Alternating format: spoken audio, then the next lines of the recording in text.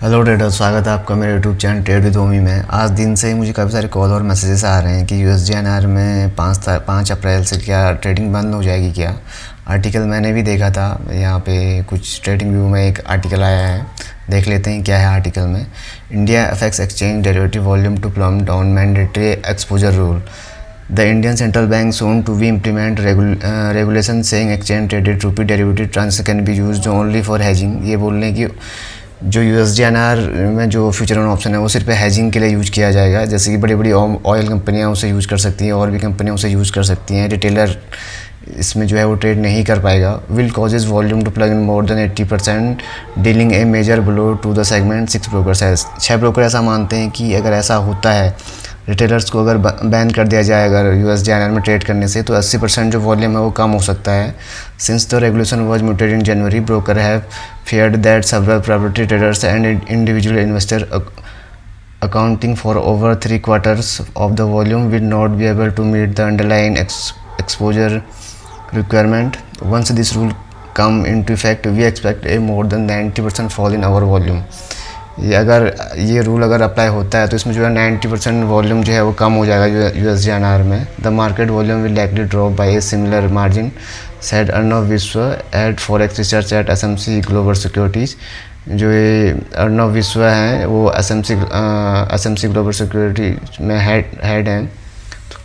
तो ये मानते हैं कि 90% जो वॉल्यूम है वो कम हो जाएगा अगर रिटेलर्स को अगर बैन कर दिया जाए तो।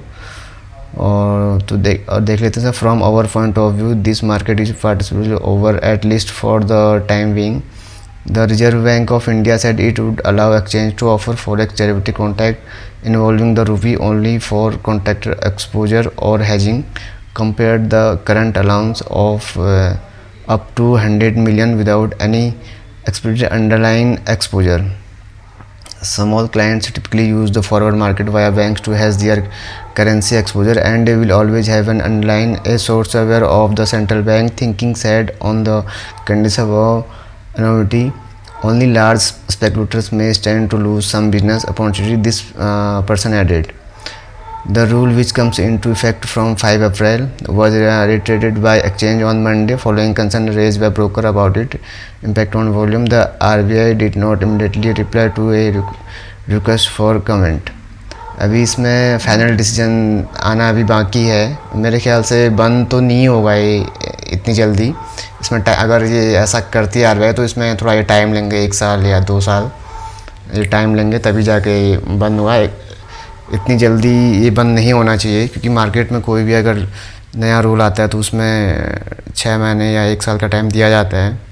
अगर बंद होता है तो फिर देखना पड़ेगा हमें किसी और में, जैसे निफ्टी में हम फिर देखेंगे। निफ्टी में हम शिफ्ट हो सकते हैं उसके बाद, क्योंकि निफ्टी भी सेफ़ है, ज़्यादा मूवमेंट उसमें आती नहीं है। जैसे USD/INR में हम इसलिए यहाँ पे ट्रेड कर रहे थे क्योंकि यहाँ पे मूवमेंट जो है वो बहुत कम होती है, तो ऑप्शन सेलर को इसी का फ़ायदा मिलता है।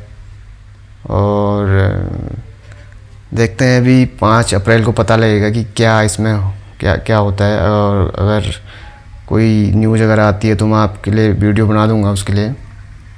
और अगर आपको ये पूरा आर्टिकल अगर पढ़ना है तो आप ट्रेडिंग व्यू में जाके आप पढ़ सकते हैं इसे। यहाँ पे न्यूज़ अपडेट होती रहती है। तो अभी तो फ़िलहाल यही आप लोगों को बताना था कि इतनी जल्दी बंद नहीं होगा, मुझे ऐसा लगता है। थोड़ा टाइम अगर बंद करेंगे तो थोड़ा टाइम ये हमें देंगे, 6 मंथ या 1 ईयर का। तब तक हम जो है निफ्टी में शिफ्ट हो सकते हैं।